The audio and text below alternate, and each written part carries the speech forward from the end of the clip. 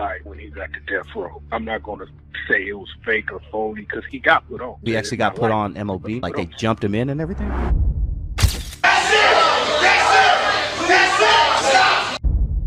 Somebody need to tell Pac, like, hey, homie, calm down with all that. Then he flipped and turned around and went and got jumped in the mouth.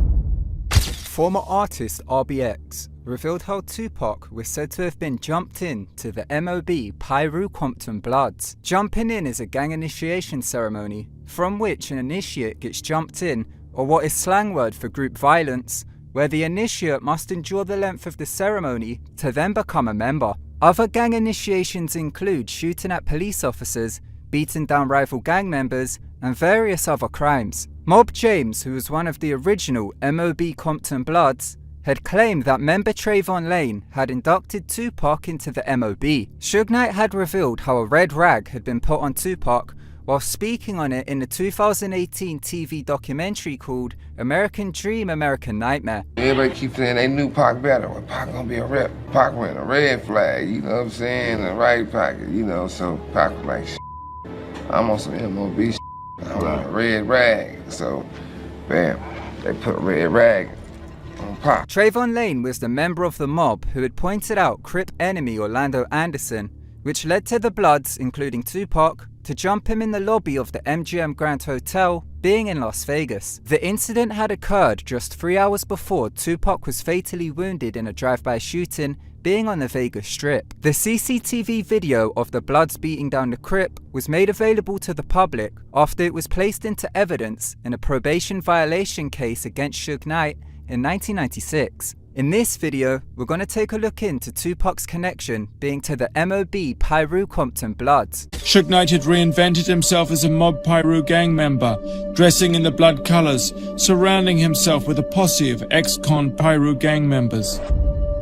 When you say MOB, that's the vibe. Pac didn't put MOB just to be fashionable. Pac was really with that shit. The Members of Blood, or abbreviated to MOB, was a gang in Compton, California, which had originated in the 1980s. The gang was founded by some of the members of the McDonald family, with one being Mob James. The MOB was a Piru set of Bloods, which is an allegiance within the larger contingency of the Blood Gang, made up of several different Piru sets. Ludus Park Piru was another Compton Piru set, which had initially contained the original founders of the MOB, which had formed after the members had left the Ludus Park Piru to create their own set. The MOB Piru's wiki page lists their criminal activities as engaging in drug trafficking, arms dealing, and robbery. Record executive Suge Knight was from the MOB neighborhood and made Mob James the head of his security in the early 1990s. Suge Knight lived over in this area here, over on this side of town. He never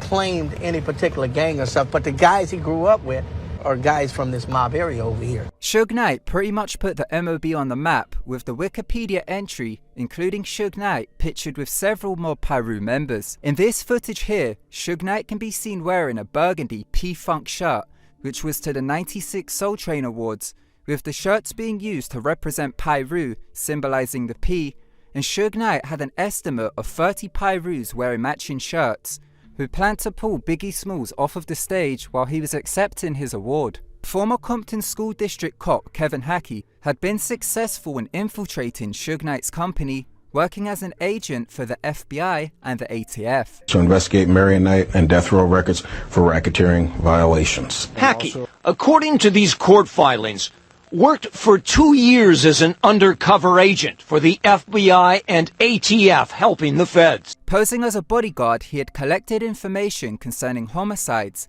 and other criminal activity connected to Suge Knight and the MOB Pirus. The book Labyrinth, a detective investigates the murders of Tupac Shakur and Notorious B.I.G., written by Randall Sullivan, includes excerpts from police interviews of Kevin Hackey where he had revealed details about the Mob Piru. Hackey in the book goes on to name the Bloods and the crimes they were believed to have been connected to. The book reveals Hackey had told LAPD detective Russell Paul about several homicides he believes Suge Knight and the MOB may have been connected to. In the book, Kevin Hackey named Suge Knight's thugs Neckbone and Buntry as the likely hitmen in the 1996 unsolved murder of Bruce Richardson. Bruce Richardson was managing artists in the industry, who had confronted Suge Knight being over recording royalties while they were in a nightclub in 1996. Witnesses claim Bruce had put his hands on Suge before being pulled off by the Bloods, and 2 weeks later, Bruce Richardson was shot to death in his home. Richardson had a reinforced door, with Kevin Hackey and LAPD detective Russell Poole arguing on how the Bloods would have gained access to the house, with the book revealing that at around the same time Bruce was killed, 3 Bloods had gained entrance to the home of a drug dealer who they had robbed and shot by posing as Muslims selling bean pies door to door. The book also claims that the door may have been open to people in LAPD uniforms. Kelly Jamison was a Crip, being the enemies of the Bloods, who had died from blunt force trauma after being involved in a beatdown at the El Rey Theatre at a Soul Train Awards after party in 1995. Witnesses claimed Treetop Pyru and Death Row associated artist DJ Quick as being the first to attack Kelly Jamison, being followed by Bloods, Jake Robles and Buntry, along with 3 others. The book reveals how Kevin Hackey was present at the murder scene and revealed a number of off-duty police officers, including members of the LAPD, had been working without permits, posing as bodyguards at the El Rey party. The book claims that the officers not only failed to rescue Kelly Jamison, but they had all left the theatre without identifying themselves to the uninformed cops on the scene and never reported later that they had been present when Jamison was killed. The case was soon dismissed for a lack of evidence. Kevin Hackey went on to reveal in his conversation with LAPD detective Russell Poole on how after infiltrating the label in 1994, he claimed he had come to know for certain that allegedly MOB Bloods, Buntry, Neckbone and Heron had been running drugs, and Death Row Records were allegedly running a money laundering operation which was washing $80,000 per month. LAPD detective Russell Poole had found out that at least one Blood Gang member of the corrupt LAPD Rampart division had been linked into Death Row Records. This corrupt cop was Kevin Gaines, who was uncovered as one of the corrupt cops of the Rampart scandal, who would also have been a Blood Gang member. Kevin Gaines had met Suge Knight's ex-wife Sharifa in 1993, and the two began dating. Sharifa at the time was working as Snoop Dogg's manager, who was a Crip signed to Death Row Records, and obtained work for Kevin Gaines and the Rampart division to supply security for Snoop Dogg, which Snoop Dogg would pay in cash. The Labyrinth book claimed that an LAPD informant had also revealed Kevin Gaines as being an active Blood Gang member, with the book reading, quote, "A number of LAPD officers acknowledged that Gaines had tried to recruit them to work security at Death Row parties. Frank Liger reported that an informant had told him Gaines was an active member of the Bloods gang. Suge Knight had long been associated with Compton's Pyru Bloods," unquote. C-Star was a rapper who was associated to Snoop Dogg during his time at Death Row, and he had recalled in a 2021 documentary Last Man Standing how he had witnessed Rampart cop David Mack being around the label. David Mack was a Rampart cop who would wear colours of the Blood Street Gang to private parties and later pledged his allegiance to the Bloods after going to prison in 1997. The 2001 TV series PBS Frontline, in the episode called LAPD Blues, claimed David Mack, after being arrested in December of 1997 and while in prison for bank robbery, renounced his allegiance to the LAPD, and the show claims that he bragged about being a blood to fellow inmates. Wikipedia claims that David Mack had grown up in the same MOB Pyru neighborhood of Compton as Suge Knight. The Rampart scandal had revealed how the corrupt, gang-affiliated cops had been stealing drugs out of the evidence lockers to not only resell them on the street, but also to frame other people. In the 2001 LAPD Blues episode of the PBS Frontline series, Detective Russell Poole theorized that Kevin Gaines was working with the Bloods in drug trafficking activities. The Labyrinth book claims the US Justice Department had organized a multi-agency task force to investigate claims that Suge Knight and Death Row Records were trafficking in both guns and drugs. This was a RICO case against Death Row Records, which was launched in June of 1996, and it had used investigations by the ATF, the FBI, the IRS, and the LAPD, with allegations connected to violent acts, links to street gangs, drug trafficking, and money laundering. The Racketeer Influence Criminal Organizations Act is used by the US Justice Department to bring down criminal organizations. FBI undercover asset Kevin Hackey had revealed to Russell Poole of how he had witnessed Suge Knight discussing how to obtain and distribute assault rifles. The Labyrinth book reveals police informant reports of how Suge Knight allegedly delivered a load of AK-47 assault rifles to Blood gang members in the Nickerson Gardens housing projects in September of 1996.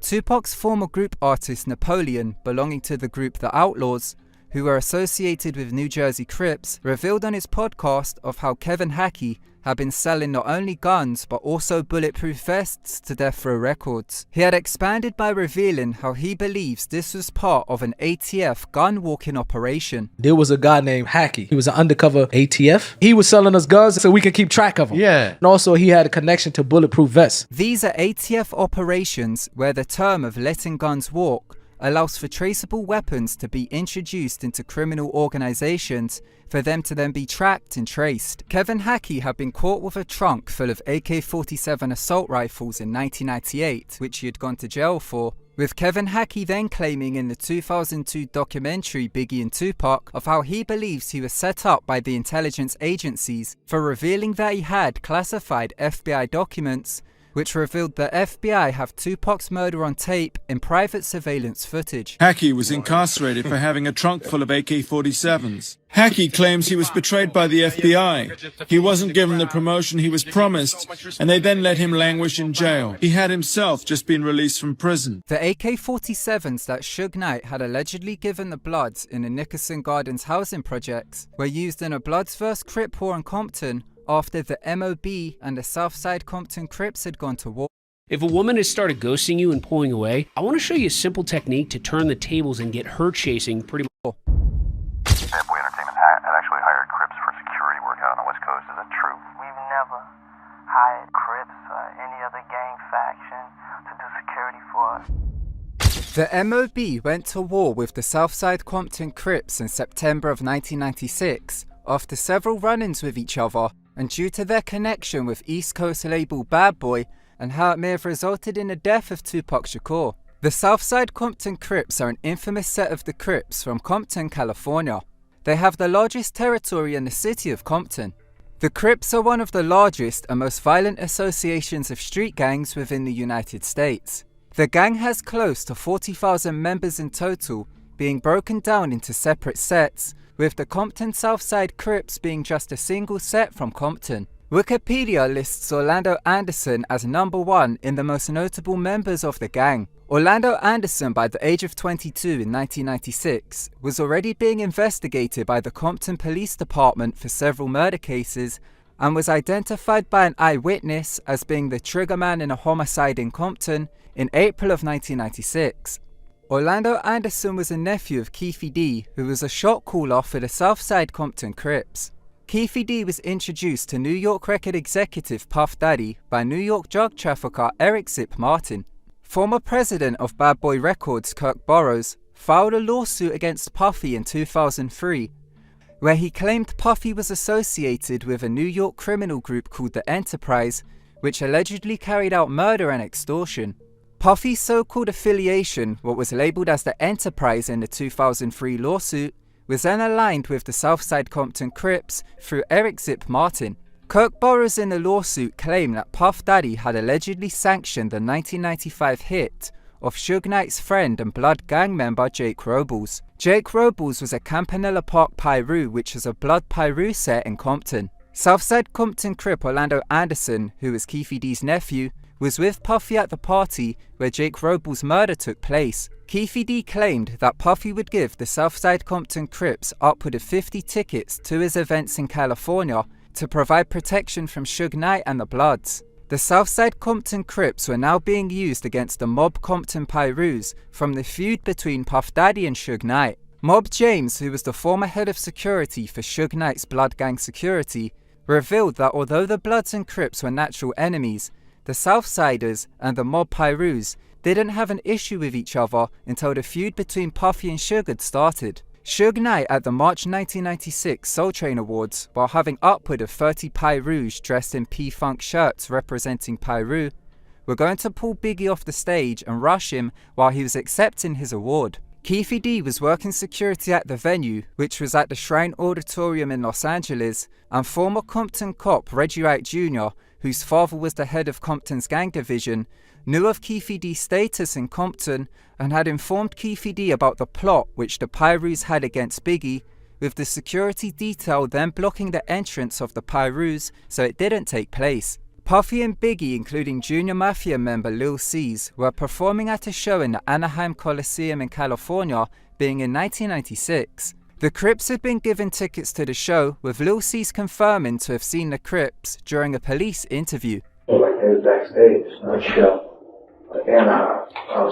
Keefe D, during a 3-hour interview with the LAPD, claimed that after the show in Anaheim, the Crips were allegedly invited by Puff Daddy back to his hotel room. Keefe D, during the LAPD interview, claimed that Puffy had spoken on for the first time of sanctioning a hit to the Southside Compton Crips to murder Suge Knight along with Tupac. Keefe D claimed that it first of all only started with Suge Knight. Orlando Anderson in July of 1996 attempted to steal the Death Row Records chain off of MOB Pyru Trayvon Lane's neck after running into him in the Lakewood Mall in California. On the streets of Compton, there was a rumor within the Bloods that Puffy had put a bounty on the chains, leading to the incident taking place. After Tupac had released the infamous diss track called Hit 'Em Up, which was aimed towards Biggie and Puffy and had included impersonators in the video, it was during this time in the summer of 1996 that Keefe D claimed he had met Puffy at the Greenblatt's Deli in Los Angeles,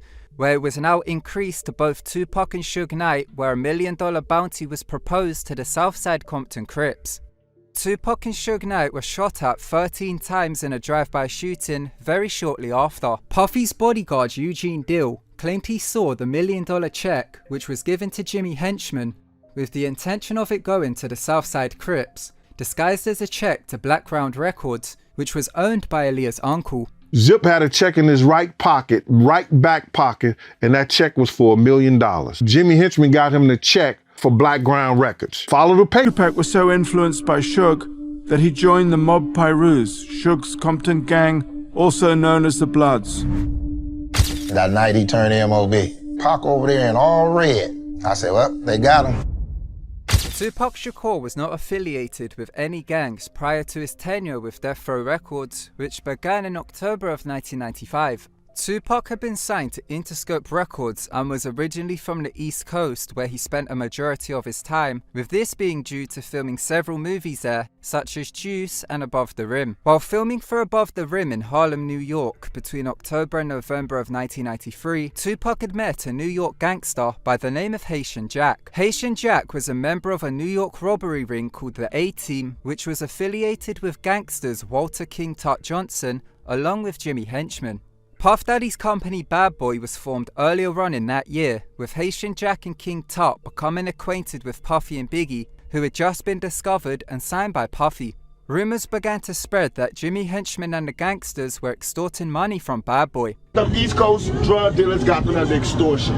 I came and f***ed up everything. Tupac, who was signed to Interscope Records, began to be pressured by Haitian Jack after meeting him to try and get Tupac to sign to Bad Boy. Tupac refused to sign to Bad Boy but continued to hang out with Haitian Jack. Haitian Jack then introduced Tupac to a woman called Ayanna Jackson while at a Manhattan nightclub in November of 1993. Tupac, Haitian Jack and the girl were involved in a legal case a few days later after Ayanna Jackson pressed charges against Tupac. Tupac told New York Daily News reporter AJ Benza that Mike Tyson had warned him about Haitian Jack along with Jimmy Henchman, and how Tupac believed that Haitian Jack had set him up in the case with the girl. Rumors spread of Haitian Jack setting up Tupac through the case to extort him after being unsuccessful in his attempt to sign him to Bad Boy. Tupac later spoke on this in an interview with Sway. She can make millions if she do it right. If she gets some guys and they all plan it, and that's exactly what they did. And on November 29th, 1994, during a news broadcast, he spoke on how Haitian Jack's case had been severed from his, giving him a different trial, which indicated that he may have been an informant. Where are those people that did this?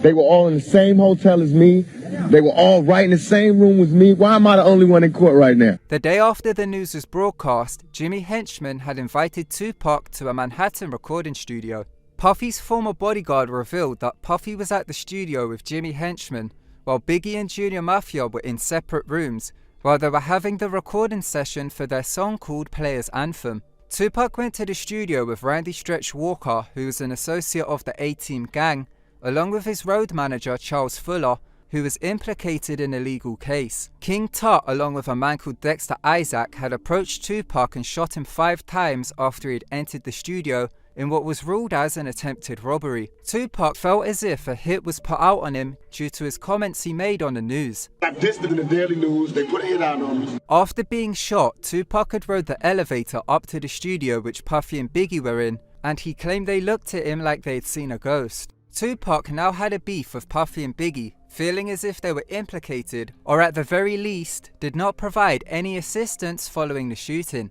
The next day, Tupac was sentenced to 4.5 years in prison. Puffy had pushed Biggie into releasing a song called Who Shot Ya in February of 1995, with Tupac hearing it while he was in prison. The song had been considered as a diss towards Tupac, although it was said to have been recorded prior to the shooting, but the push by Puffy to release it following what took place was seen as a dig towards Tupac. Tupac was bailed out of prison in October of 1995 by Suge Knight, who used money from Death Row Records distributor Interscope Records in a sum of $1.2 million to have him granted a release and signed to a free album deal with Death Row. Death Row Records artists were pressured by Suge Knight to claim a gang set, with him forcing Snoop Dogg to pick a gang set to fit the image of gangster rap being of Death Row Records. Suge revealed how he had told Snoop that he couldn't claim to be a Piru, as Snoop Dogg was from Long Beach, which is a Crip-only area, with Suge Knight then claiming that Snoop Dogg paid to be inducted into the Long Beach Crips.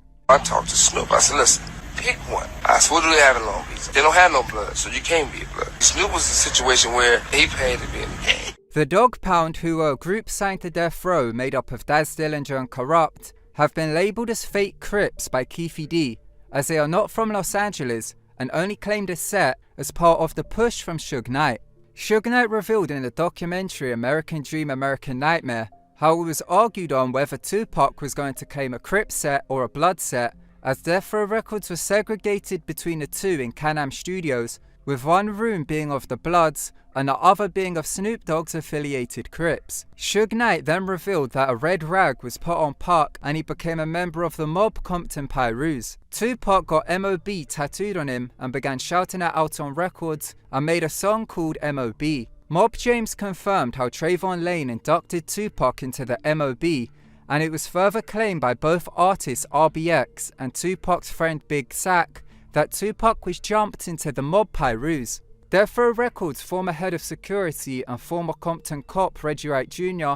refuted these claims and claimed that Tupac wasn't jumped into the MOB. Tupac's bodyguard Frank Alexander claimed in a 2002 documentary Biggie and Tupac that Tupac loved to fight, so it would not be surprising if he was to have to endure a jump-in to prove himself to the MOB. Tupac was a disturbed soul when it came to gang banging and fighting and stuff like that.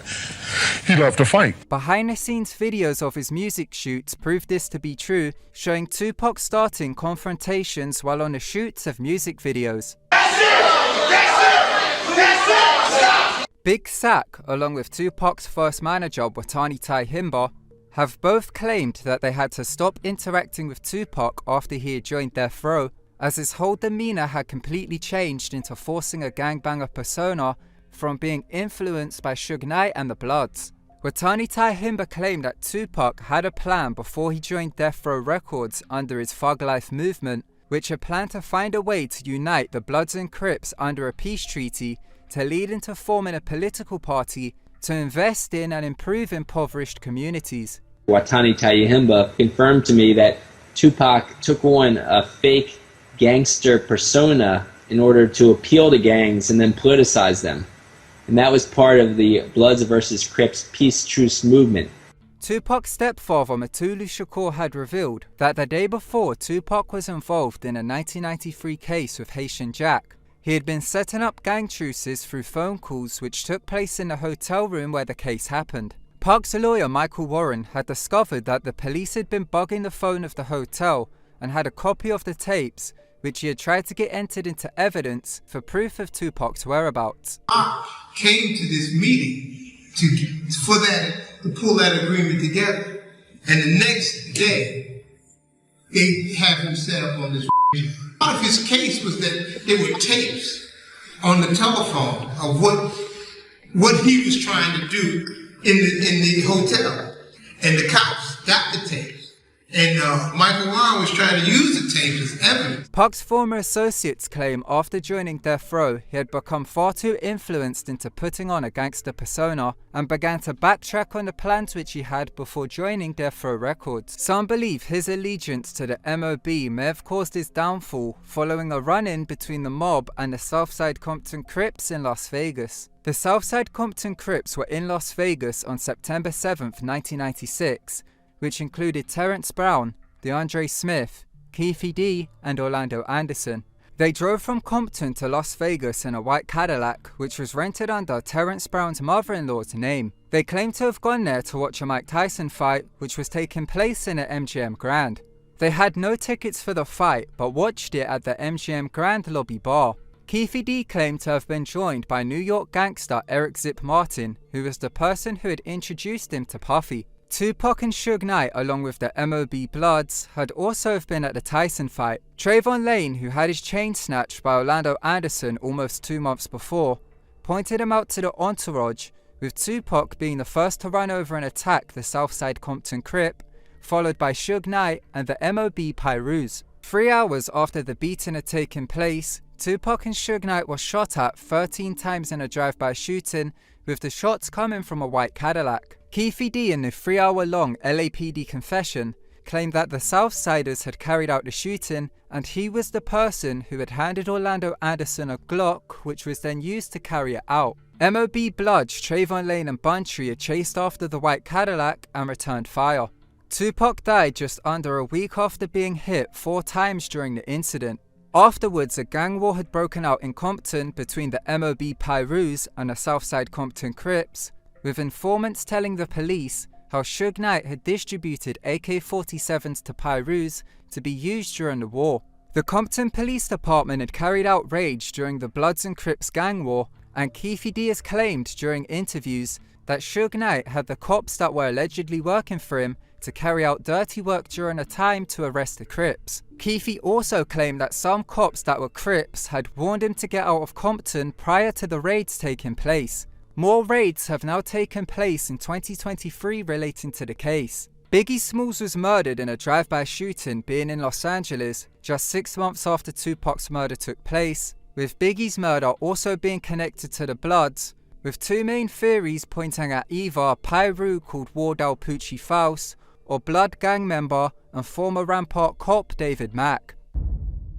In this video, we took a look into Tupac's ties into the Compton MOB Bloods. Mob James revealed how he disliked that Tupac had been initiated into the mob, as he hadn't grown up in Compton and had never put in any work for the MOB. Tupac had made his bones, so to speak, with the assault on Orlando Anderson, with Suge Knight revealing how he had told him directly afterwards that he was going to be the best in the street game. He pushed that MOB. He done took down a well-known Compton gangbanger who's a rip.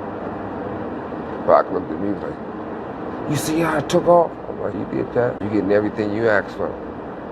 You the best in this rap game, now you being the best in this street game. Tupac ultimately could have put his life on the line for the MOB, which he had already declared in the lyrics to his song called Changed Man, where he says, quote, "Stick a needle in my eye if I don't live and die for MOB," unquote. Let me know what your thoughts are on all this, and make sure to give this video a thumbs up. It helps the channel out with the algorithm. Make sure you subscribe. Yeah, hit that red subscribe button and subscribe to the channel Keep Low. At Keep Low, if you keep low, you never tell, they'll never know. Tap into the channel Keep Low on YouTube.